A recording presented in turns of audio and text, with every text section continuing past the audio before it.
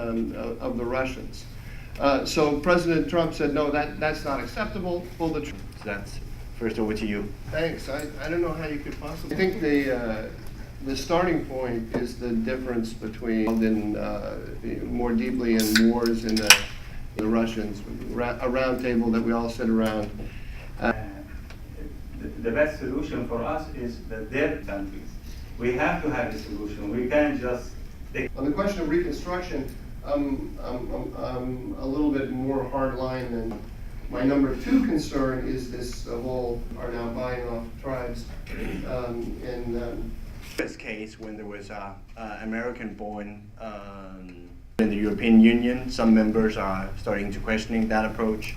And Joanna Kador, who is a Syrian American analyst and doctoral candidate at Georgetown University, how we understand where the U.S. is heading on Syria, how that fits into sort of the president's broader strategy. The Kurdish question in Syria is existential for the Turkish Republic.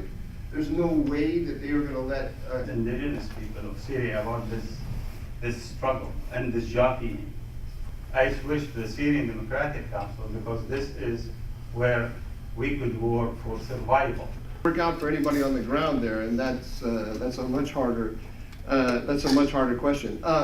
Look, there is the gate. Turkey is the key to the refugee issue with that the Europeans are. To spare religion from abuse by that guarantees religious freedom. Why religion countries? You had 8,700 from the former Soviet Union and Russia. You had 5,700. Is that we are not talking about the. We felt that this will be the way to put capital ISIS sort of terror regime sort of withdrawal if this effort.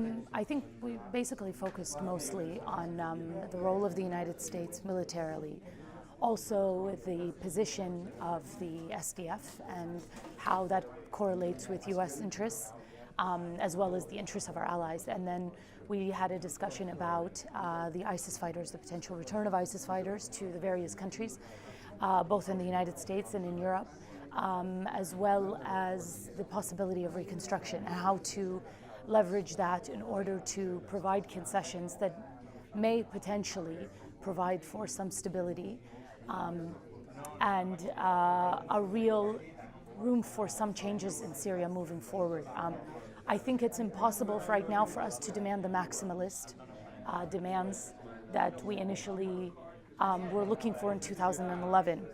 So I think it's a time to re-strategize sort of what things can be done in Syria now in the immediate term. من الطبيعي عندما يحصل انسحاب عسكري سريع يشكل فراغ وكل الأطراف اللي لها مطامع